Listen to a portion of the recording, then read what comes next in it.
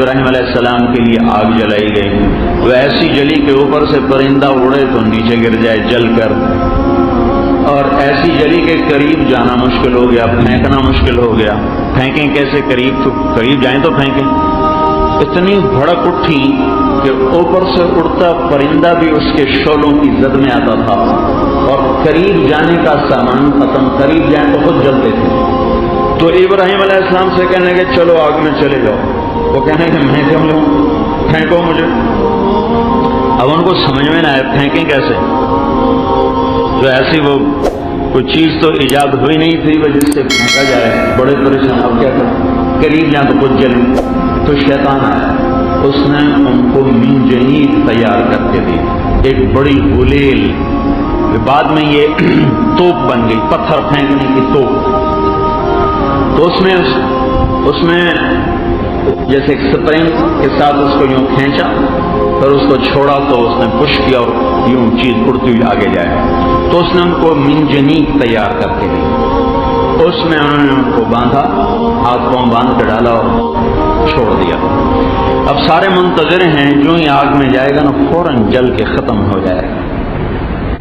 لہذا آسمان کے فرشتوں میں بھی ہلچل ہے کہ یہ تو کام ہو گیا، انہوں نے بھی آج تک نہیں دیکھا کہ آگ کا جلا بچ جائے، آگ نے بھی آج تک نہیں دیکھا کہ میرے اندر آنے والا بچ جائے، انسانوں نے بھی، زمین آسمان نے بھی آج تک نہیں دیکھا کہ آگ کا جلا بچ جائے۔ لہذا سب دم بخود، سب پہ سناٹا، سب حیران پریشان۔ یوں ابراہیم علیہ السلام اوپر اٹھے اور ادھر آ گیا جبرائیل، ادھر آ گیا پانی کا فرشتہ، اور یوں تینوں ہوا میں جا، اور ابراہیم علیہ السلام خاموش، کوئی زبان پہ بول نہیں۔ آخر جبرائیل نہ رہ سکے، کہنے کے اللہ کا خواہش، آپ کو ضرورت نہیں اس وقت میں، آپ کو ضرورت نہیں اس وقت میں، کہ مطلب میں آپ کی مدد کروں۔ کہنے کے اما الیک فلا اما الی اللہ فنعم، ضرورت مند تو ہوں تو تو بھی میرے جیسی مخلوق ہے، تیرا نہیں ہوں، اللہ کا محتاج ہوں، تیرا محتاج کوئی نہیں۔ ان کو یہ پریشانی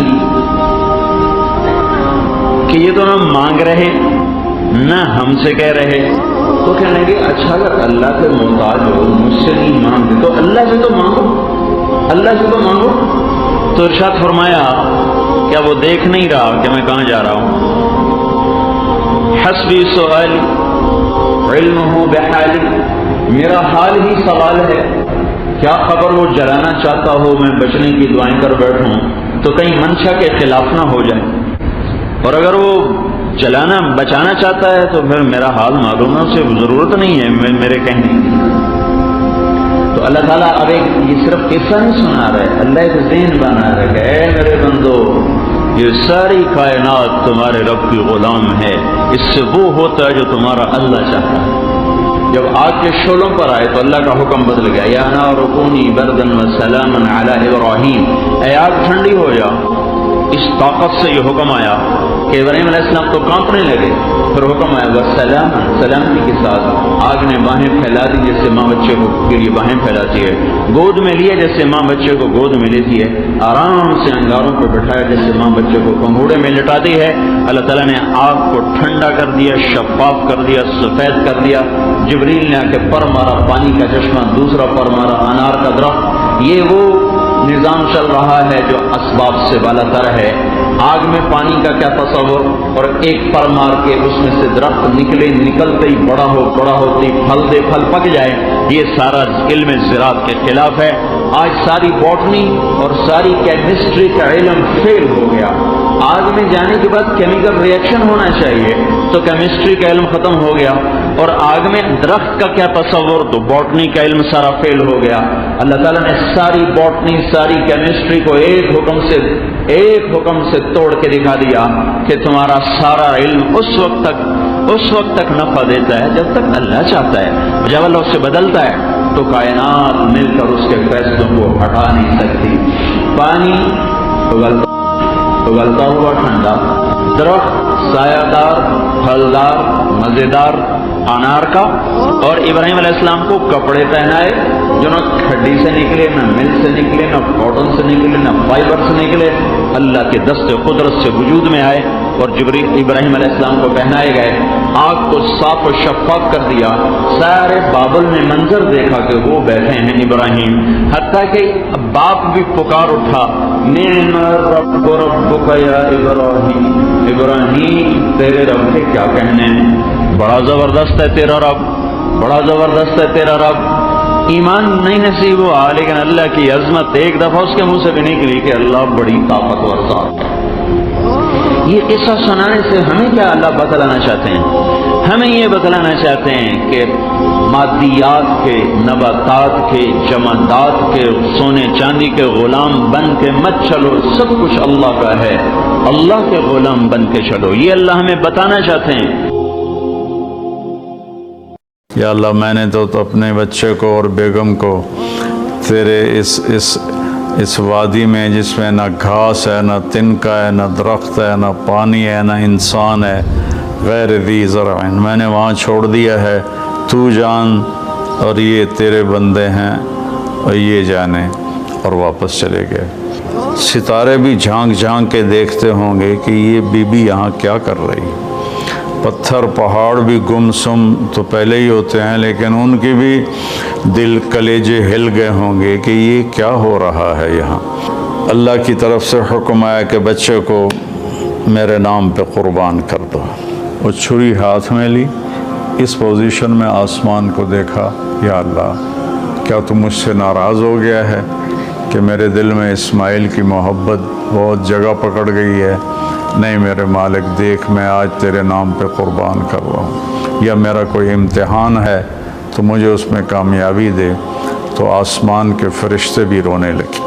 اور یہ اس واقعے میں کوئی بچہ ذبح نہیں ہونا تھا، اور یہ بچے کو جدا کرنا کوئی اللہ کی مجبوری نہیں تھی، ایک انسانیت کو پیغام دینا تھا کہ اللہ جو کہے اس کو پورا کر دو، یہی تمہاری کامیابی۔ اصل مقصد قربانی کا، ہم جانور قربانی کا کرتے ہیں کہ ہم اپنے حرام جذبات پہ چھری چلاتے، یا اللہ تیری مانیں گے، تیرے نبی کی مانیں گے، اور اس کے خلاف جو چیز آئے گی یا اللہ ہم اس سے بچ کے چلیں گے، یہ اس قربانی۔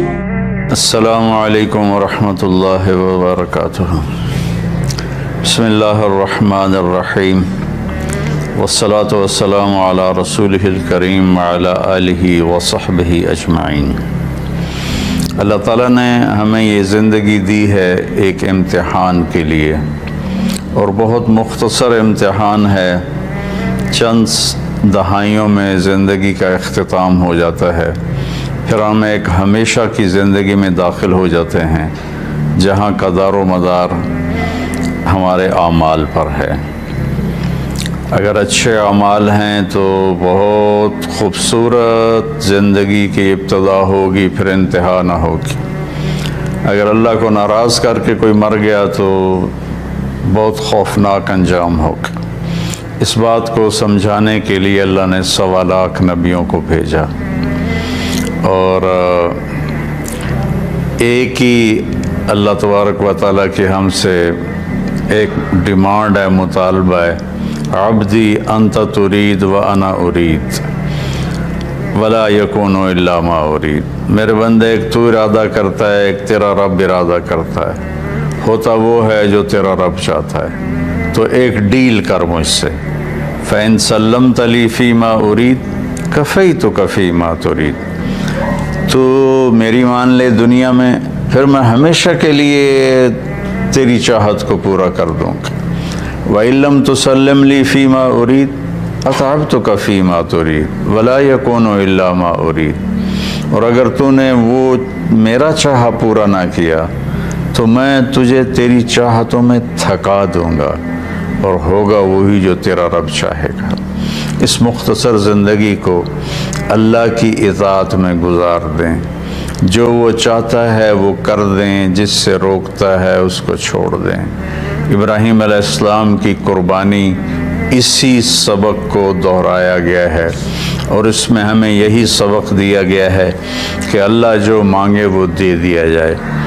آپ اس سے اندازہ لگائیں کہ ابراہیم علیہ السلام رب حب لی من الصالحین دعا مانگتے مانگتے بوڑھے ہو گئے، اور تقریباً کوئی 84 یا 86 سال کی عمر میں اللہ نے حضرت ہاجرہ کے پیٹ سے اللہ تعالیٰ نے ان کو بیٹا دیا جس کا نام انہوں نے اسماعیل رکھا۔ اور حضرت ابراہیم علیہ السلام کا مقام فلسطین ہے، وہاں آپ رہتے تھے۔ فلسطین اور مکہ تو اس وقت آباد ہی نہیں تھا، کالے پہاڑ تھے، نہ پانی، نہ سایہ، نہ درخت، نہ راستہ۔ تو اللہ کی قدرت ہے کہ یہ بچہ پہلی بیوی سے پیدا نہیں ہوا، جو تقریباً آپ کی اگر حضرت ابراہیم علیہ السلام 84 کے تھے تو وہ 80 کی تھیں، اس سے بیٹا نہیں دیا، اس سے بیٹا بعد میں دیا۔ اور نوجوان بیوی 20-22 سال کی حضرت ہاجرہ شاہ مصر کی بیٹی، اس کے ساتھ اس سے اللہ نے بیٹا دیا۔ تو بڑھاپے کی اولاد تو دل کو پکڑ لیتی ہے، تو ابراہیم علیہ السلام کو ان سے بہت پیار، بہت محبت۔ ایک دم اللہ تعالیٰ کا حکم آیا کہ اس کو یہاں سے اپنی نظروں سے دور کر دو۔ اب کوئی اس کے سامنے انہوں نے لاجک نہیں مانگی، یا اللہ کیا مطلب، کس لیے، کیوں کر رہے ہو؟ 86 سال کی عمر میں بچہ دیا، اب کہہ رہے ہو آنکھوں سے دور کر دوں؟ کہ جی میرے رب، کدھر لے جاؤں؟ کہا جبریل آئے گا، تمہیں راستہ بتائے گا اور تم اس کے پیچھے پیچھے چلو گے۔ تو جبریل انسانی شکل میں ایک اونٹنے پہ سوار، دنیا معجزات کی نہیں ہے ورنہ یوں پکڑ کے وہاں پہنچا دیتے، اونٹنی پہ سوار ابراہیم علیہ السلام اور حضرت سارہ اور اسماعیل یہ دوسری اونٹنی پر سوار، اور یہ کوئی 1500 کلومیٹر کا سفر طے کرتے کرتے کرتے، کالے پہاڑ،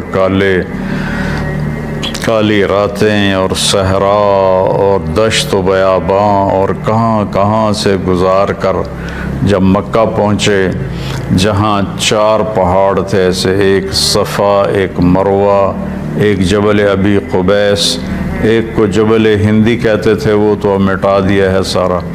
ان 4 پہاڑوں میں ایک نشیب تھا، ایک گہری جگہ تھی۔ تو جب وہاں اترے تو سبحان اللہ، جبریل کہنے لگے یہاں اپنی بیگم اور بچے کو اتار دیں اور واپس چلے جائیں۔ تو جب ابراہیم علیہ السلام کو آگ میں ڈالا گیا تھا تو انہوں نے کچھ بھی نہیں کہا تھا، حسبی اللہ و نعم الوکیل، یہ پڑھتے ہوئے جا کر آگ میں کود گئے تھے۔ لیکن یہ منظر آگ میں کودنے سے زیادہ خوفناک تھا کہ ابراہیم علیہ السلام کی زبان مبارک سے نکلا، یہاں کیوں؟ یہاں تو نہ کوئی پانی، نہ سایہ، نہ درخت، یہاں کیسے؟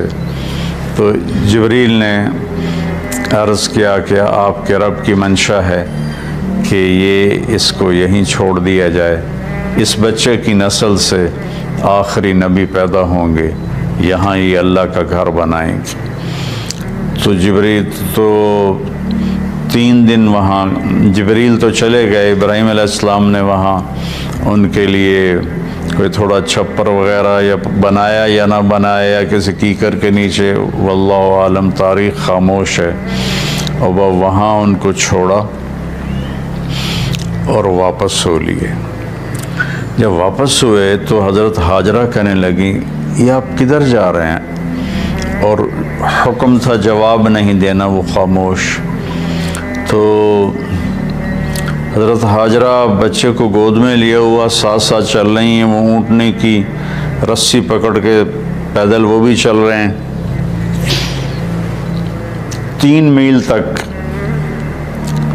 وہ ساتھ ساتھ چلتی رہیں اور یہی پوچھتی رہیں کہ آپ ہمیں کیوں چھوڑ کے جا رہے ہیں، کہاں چھوڑ کے جا رہے ہیں؟ تو آخر میں ان کو خیال آیا یہ اللہ کے نبی ہیں، تو کہنے لگی اللہ امرک، کیا اللہ نے آپ سے کہا ہے؟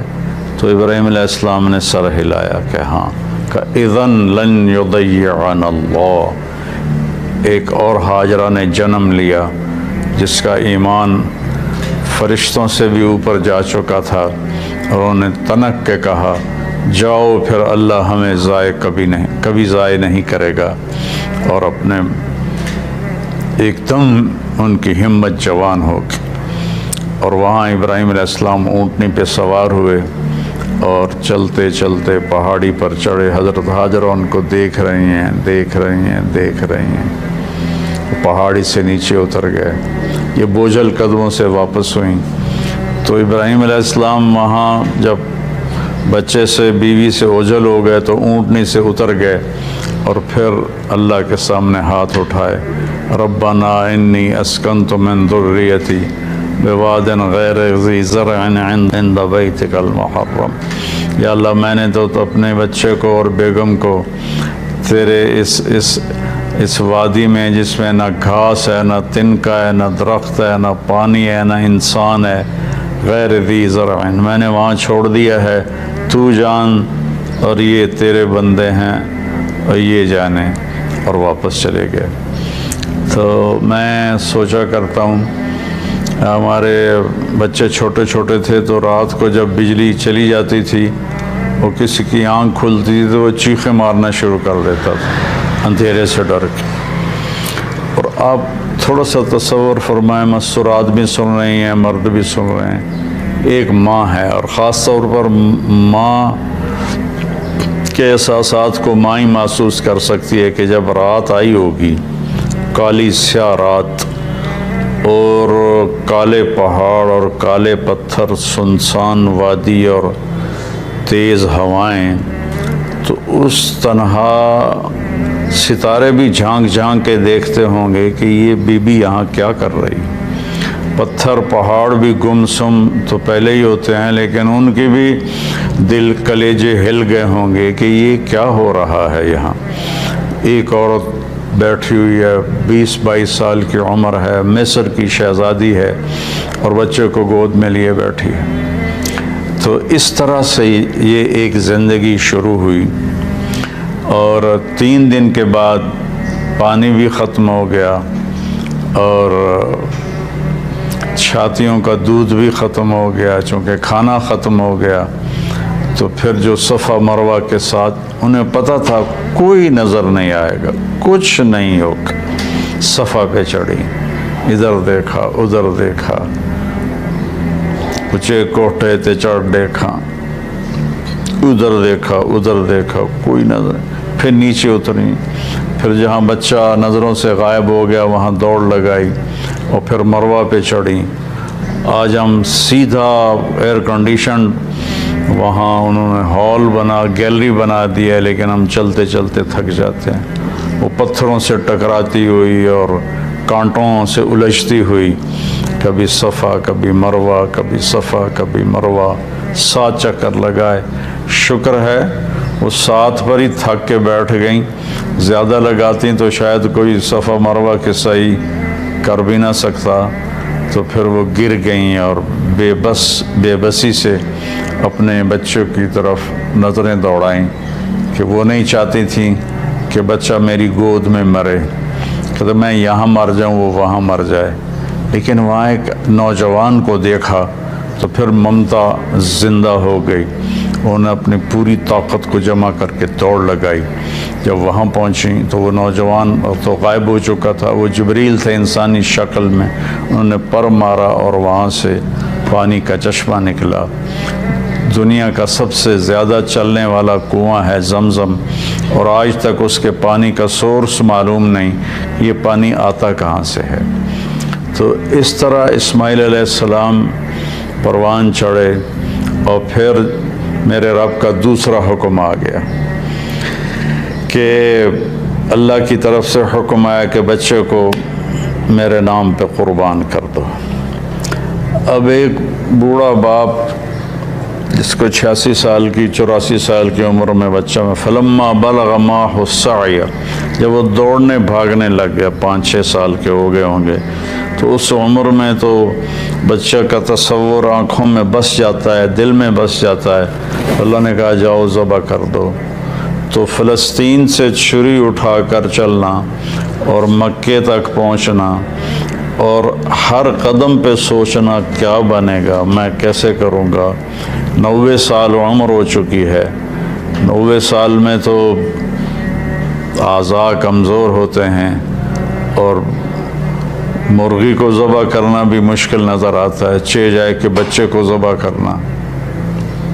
تشریف لے گئے، بچے کو تیار کروایا اور مینا کی طرف تشریف لے گئے۔ وہاں 3 جگہ شیطان آیا، اس کو کنکر مارے، اور جب ایک تنگ سی جگہ تھی وہاں پہنچے تو کہنے لگے بیٹے انی ارا فی المنام انی اذبحک فانظر ماذا تری، بیٹا میں تجھے خواب میں دیکھتا ہوں، میں تمہیں ذبح کر رہا ہوں، اور نبی کا خواب صحیح ہوتا ہے تو تمہاری کیا رائے ہے؟ تو رائے پوچھنے کا مطلب یہ نہیں تھا کہ وہ ہاں کرے گا تو کر دوں گا، نہ کرے گا تو نہیں کروں گا، مطلب یہ تھا کہ ہاں کرے گا تو آسانی سے ہوگا، نہ کرے گا تو تھوڑا تردد، تھوڑی کوشش کر کے پھر ذبح کروں گا۔ آگے وہ نسل بھی ابراہیم علیہ السلام کے تھے، کہنے لگے یا ابت افعل، یا ابت افعل، یا ابت ففعل نہیں، یا ابت وفعل نہیں، یا ابت افعل ستجدنی انشاء اللہ من الصابرین۔ میرے بابا، میرے ابا، میرے باپ جلدی کر، یا ابا تفعل، اس سے مطلب نکلتا ہے جلدی کر، اللہ کے حکم میں دیر کیوں کر رہا ہے؟ ستجدنی انشاء اللہ من الصابرین، آپ مجھے صبر کرنے والا پائیں گے انشاءاللہ۔ تو پھر کہنے لگے میرے ہاتھ پاؤں باندھ دو، آپ کو تکلیف نہ ہو میرے ہاتھ پاؤں کی حرکت سے، اور دوسرا مجھے الٹا لٹا دو تاکہ آپ آنکھوں سے آنکھیں ٹکرائیں تو آپ کا ہاتھ نہ کانپ جائے۔ اور پھر اپنا کرتا اتارا اور کہا یہ کرتا میری ماں کو دے دینا کہ جب میری یاد آئے گی میرے کرتے کو دیکھ کے تسلی پا لے گی، اور آپ نے مجھے یہیں دفن کر دینا ہے۔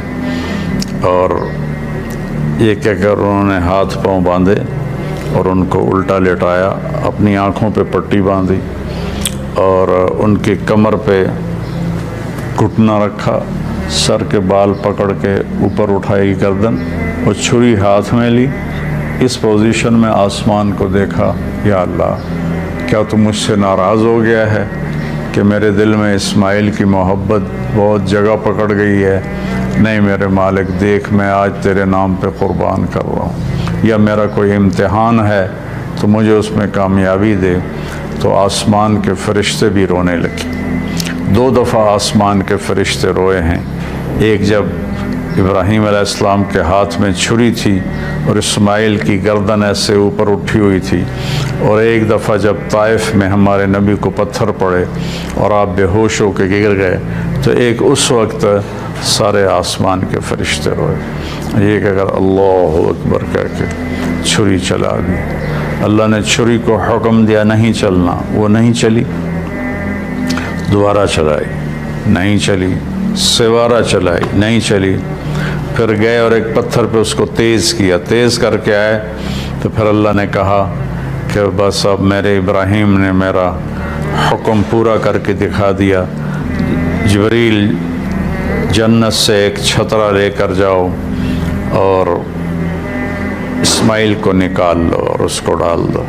تو وہ تو پٹی باندھی ہوئی تھی، تو انہوں نے جب کہ اللہ اکبر تو چھری چل گئی، تو ان کو تو سمجھ میں آیا کہ جیسے اسماعیل ذبح ہو گئے، لیکن آنکھوں سے پٹی کھولی تو جبریل بھی کھڑے تھے اور اسماعیل بھی کھڑے تھے، اور اللہ کا کلام اترا، قد صدقت یا ابراہیم قد صدقت الرؤیا انا کذالک نجزی المحسنین، کہ اے ابراہیم تو نے میرے حکم کو پورا کیا، تو نے اپنے خواب کو سچا کیا، ہم ایسے ہی نیکی کرنے والوں کو اچھا بدلہ دیتے ہیں۔ اور یہ اس واقعے میں کوئی بچہ ذبح نہیں ہونا تھا، اور یہ بچے کو جدا کرنا کوئی اللہ کی مجبوری نہیں تھی، ایک انسانیت کو پیغام دینا تھا کہ اللہ جو کہے اس کو پورا کر دو، یہی تمہاری کامیابی ہے۔ ہمارے زمانے میں کامیابی کا مفہوم بدل گیا ہے کہ پیسہ ہو اور دولت ہو، شہرت ہو، عزت ہو، بڑی بڑی گاڑیاں ہوں، بڑے بڑے گھر ہوں، میرے رب کی قسم اللہ نے نہ ان میں عزت رکھی ہے، نہ ان میں سکون رکھا ہے، نہ ان میں کامیابی رکھی ہے۔ اللہ تعالیٰ کی مان کے چلتے ہوئے وہ گدھے پہ سوار ہو یا مرسڈیز پہ سوار ہو، وہ پرسکون ہوگا، اور اللہ کی نہ مان کے وہ سونے کی کار بھی گاڑی بھی بنوا لے، سونے کا بیڈ روم بنوا لے، اس کو سکون نہیں ملے گا۔ میرے رب نے ہم سے یہ ایک بات مانگی ہے کہ میری مان لو، میری مان لو۔ یہ چھری اللہ نے ابراہیم علیہ السلام کے ذریعے اسماعیل پہ چلوائی اور اس کو چلنے سے روک دیا۔ پھر یہ چھری حضرت عبداللہ کے گردن پہ چلنے لگی، میرے نبی کے والد محترم رضی اللہ عنہ۔ اللہ نے چھری کو وہاں سے ہٹا دیا اور چھری کو نہیں چلنے دیا، لیکن چھری نے چلنا ضرور تھا جب اہل بیت کی باری آئی اور میرے نبی کے لاڈلے کی باری آئی۔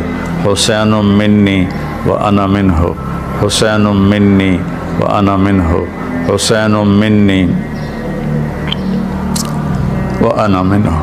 حسین مجھ سے ہے، میں حسین سے ہوں، حسین مجھ سے ہے، میں حسین سے ہوں، حسین مجھ سے ہے، میں حسین سے ہوں۔ اور آپ ان کو ایسے اپنے پاؤں پر کھڑا کر کے جھولا جھلا رہے تھے اور فرما رہے تھے اسعد المرتقی، اوپر چڑھو اوپر۔ وہ ایسے ڈولتے ڈولتے اوپر آ رہے تھے، یہاں تک آئے، یہاں تک آئے، یہاں تک آئے۔ جب یہاں تک آئے تو میرے نبی ایسے ہو گئے اور ان کو یہاں سینے پر کھڑا کر لیا اور دونوں ہاتھ فکس کر کے ان کو دیکھا اور یوں پیار کیا اور کہا اے اللہ میں حسین سے محبت کرتا ہوں، پیار کرتا ہوں، تو بھی اس سے پیار فرما۔ تو جب حسین کی باری آئی تو چھری اکیلے حسین علیہ السلام پہ نہیں چلی، ساری آل پہ چل گئی۔ 17 نوجوان آل رسول کی گردنیں کٹ کے نیزوں پہ چڑھ گئیں کہ میں رنگ لاتی ہے حنا پتھر پہ کس جانے کے بعد کہ اور وہ یہاں تک ہمیں نہیں آزمایا جائے گا، وہ تو بڑے لوگ تھے۔ تو منشاء خداوندی یہ ہے کہ ہم اس کی مان کر چلیں۔ اس امت میں پھر اللہ تعالیٰ نے ہمیں دکھایا کہ میرے نبی کے صحابہ نے کیسے قربانیاں دیں۔ حضرت حبیب بن زید رضی اللہ عنہ کو آپ نے مسلمہ کذاب، مسلمہ جھوٹا نبی تھا، اس کے پاس بھیجا کہ توبہ کرو اور میرے اوپر ایمان لاؤ۔ تو انہوں نے حبیب بن زید کو پکڑ لیا، کہنے لگا تم گواہی دیتے ہو محمد اللہ کا رسول ہے؟ کہنے لگا ہاں میں گواہی دیتا ہوں۔ کہنے لگے تم گواہی دیتے ہو میں اللہ کا رسول ہوں؟ کہنے لگے مجھے سنائی نہیں دیتا۔ تو اس نے ایک ہاتھ کاٹ دیا۔ پھر کہنے لگا تم گواہی دیتے ہو محمد اللہ کے رسول ہیں؟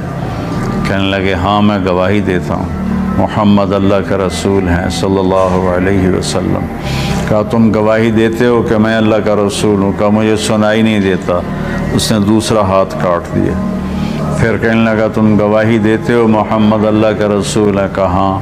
کہا تم گواہی دیتے ہو میں اللہ کا رسول ہوں؟ کہا مجھے سنتا نہیں۔ انہوں نے ایک پاؤں کاٹ دیا۔ پھر اس نے کہا تم گواہی دیتے ہو محمد اللہ کا رسول ہے؟ کہنے لگے ہاں۔ تم گواہی دیتے ہو میں اللہ کا رسول ہوں؟ کہنے لگے سنائی نہیں دیتا۔ تو اس نے دوسرا پاؤں بھی، دونوں ہاتھ کاٹ دیے، دونوں پاؤں کاٹ دیے۔ پھر کہنے لگا بتاؤ تم میری رسالت کی گواہی دو۔ کہا میں سنتا نہیں، تو گوشت کی بوٹی اتار دی۔ پھر کہا تم کہو میں اللہ کا رسول ہوں۔ کہا مجھے سنتا نہیں، تو گوشت کی بوٹی اتار دی۔ کرتے کرتے کرتے پورا گوشت زندہ کی بوٹیاں کاٹ کے تڑپا کے ان کو شہید کیا۔ کس قدر دردناک موت ہے۔ لیکن جب یہ خبر ان کی والدہ حضرت ام عمارہ کے پاس پہنچی تو وہ کہنے لگی لہذا اليوم ارضعتہ وعند اللہ احتسبتہ، یہی دن دیکھنے کے لیے میں نے اسے دودھ پلایا تھا اور میں اللہ کی بارگاہ میں اجر کی امید رکھتی ہوں۔ حضرت عبداللہ بن حذیفہ رضی اللہ عنہ رومیوں کی قید میں آ گئے، تو رومیوں کو پتہ چلا کہ یہ صحابی ہے، تو وہ جو وہاں سردار تھا رومی، اس نے کہا تم عیسائی ہو جاؤ، میں تمہیں اپنی بیٹی بھی دوں گا اور آدھی سلطنت بھی دوں گا۔ تو وہ فرمانے لگے اگر تم مجھے پوری دنیا بھی دے دے اور صرف اتنا کہے کہ 1 سیکنڈ کے لیے تم عیسائی ہو جاؤ تو مجھے قبول نہیں۔ تو اس نے کہا اس کو سولی پہ لٹکا کرنا، اس کو دائیں بائیں تیر مارو، اس کو سیدھا نہ مارو تاکہ یہ ڈر جائے۔ تو انہوں نے ان کو لٹکایا لکڑی پر اور تیر چلا رہے ہیں ادھر ادھر اور سائیں سائیں سائیں تیر گزر رہے ہیں۔ پھر ان کو اتارا، کہنے لگے کیا خیال ہے؟ کہا وہی خیال ہے، میں اللہ اس کے رسول پہ ایمان لایا ہوں، میں کبھی نہیں ہٹوں گا۔ تو اس نے کہا بس ایسا کرو، کڑا میں تیل ڈالو اور اسے ابالو، ابل جائے تو اس کے 2 ساتھیوں کو ڈالو، اور اس کے بعد اگر یہ ڈر جائے اور مان جائے ہماری بات تو ٹھیک ہے، ورنہ اسے بھی ڈال دو۔ تو سارے لوگ جمع تھے، کڑا میں تیل ڈالا گیا، نیچے آگ ویسے کھولنے لگا۔ تو انہوں نے 2 مسلمان سپاہیوں کو اس میں ڈالا تو وہ جل کے اسی وقت کوئلہ بن گئے۔ جب ان کو کھینچ کے لے جانے لگے تو یہ رو پڑے۔ تو انہوں نے رومی سردار سے کہا کہ وہ رو رہا ہے، کہ بلاؤ، شاید ڈر گیا ہو۔ جب وہ آئے تو کہنے لگا کیا خیال ہے؟ کہا وہی خیال ہے جو پہلے تھا۔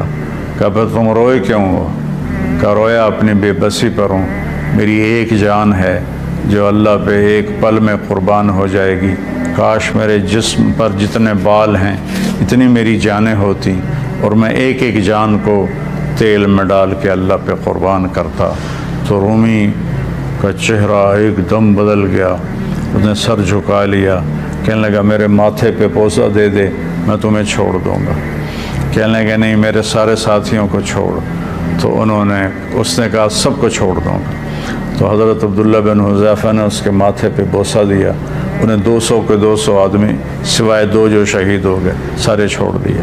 جب یہ مدینہ پہنچے تو حضرت عمر رضی اللہ تعالیٰ عنہ کو واقعہ سنایا تو آپ نے سارے مدینے والوں کو جمع کیا، عبداللہ بن حذیفہ کو ممبر پہ بٹھایا اور کہا کہ میں اس کا بوسہ لے رہا ہوں سب سے پہلے، پھر تم سارے اس کے ماتھے کا بوسہ لو۔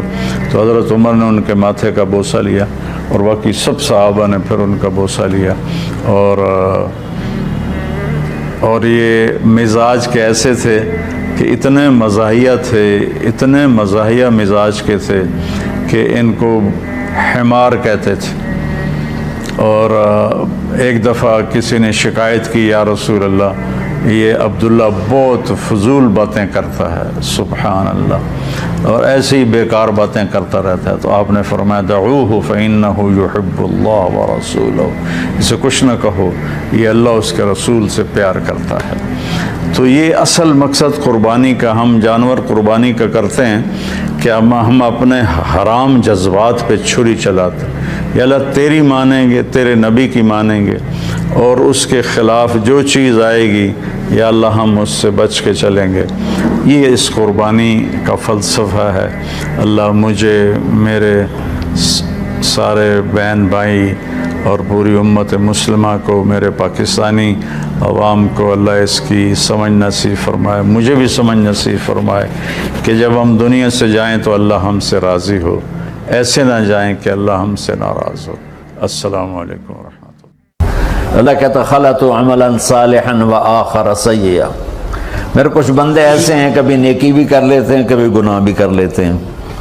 یہ اللہ تعالیٰ قرآن میں خود بتا رہا ہے کہ میرے کچھ بندے ایسے کبھی بڑے نمازی بن جاتے ہیں، کبھی مسجد کا راستہ ہی بھول جاتے ہیں، اور کچھ بندے ایسے ہیں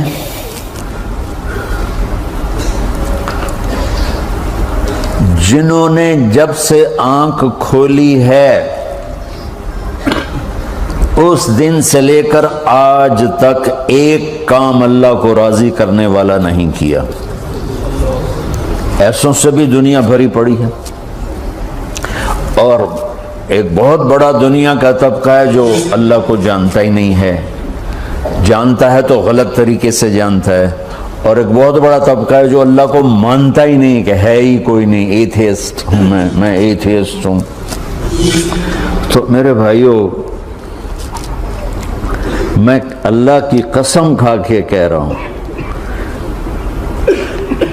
کہ کس محبت سے اللہ نے ان لوگوں کو پکارا ہے، کاش میں آپ کو اس کی وضاحت کر سکوں۔ یا عبادی الذین اسرفوا علی انفسہم،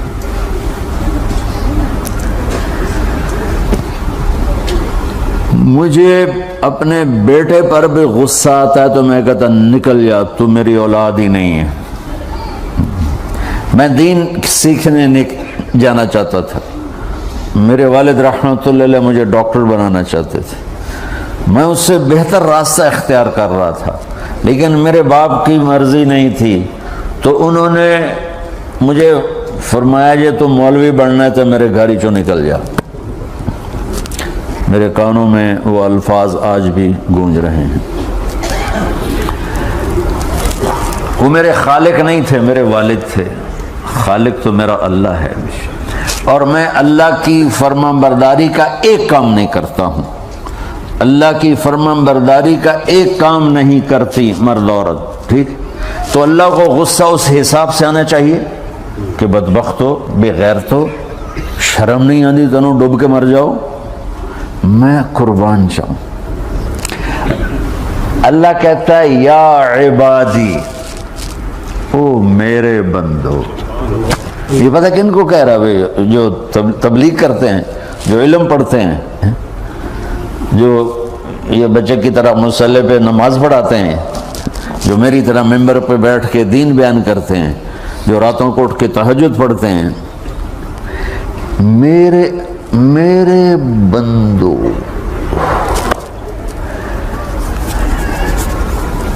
آپ نے دیکھا وہ شہد ایک دھار بناتا ہے، ٹپکتا ہوا نیچے آتا ہے نا۔ اللہ کی قسم اس آیت سے اللہ کی محبت کا شہد یوں نکلتا نظر آتا۔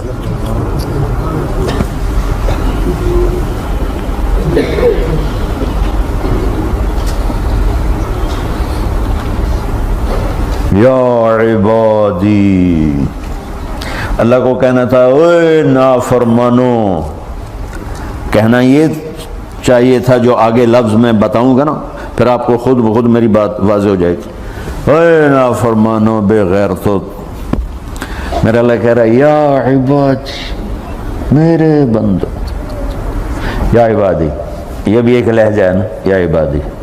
او بھائی گل سنو، ایک لہجہ، بھائی سب حضرات توجہ فرمائیں، کتنا فرق پڑ گیا ہے۔ پہلے لہجے میں بدتمیزی تھی، دوسرے لہجے میں آپ سب کا احترام تھا۔ میرا رب تو بے نیاز ہے، اس سے ہماری کیا ضرورت ہے، سارے آسمان سجدے سے بھرے پڑے ہیں، فرشتے مکدے ہی نہیں۔ پھر وہ ہمیں یا ایھا الناس نہیں کہتا، اوے لوگو، یا ایھا الناس، اوے لوگو، یا عبادی، او میرے بندو، میرے۔ یا عبادی سے یوں لگتا ہے جیسے اللہ آگے بڑے رابعہ بصری جیسی عورتیں اور جنید بغدادی جیسے مردوں سے اللہ بات کرنے لگا ہے۔ تین لفظ ہیں، اسرفوا علی انفسہم، وہ بندے جنہوں نے جب سے آنکھ کھولی ہے ایک دفعہ بھی مجھے خوش کرنے کا کام نہیں کیا، آ جاؤ تم بھی میرے ہی ہو۔ سبحان اللہ نے ایسے بائیں پھیلا دی اپنی رحمت کی۔ یا عباد، تقوی والے نہیں کہا،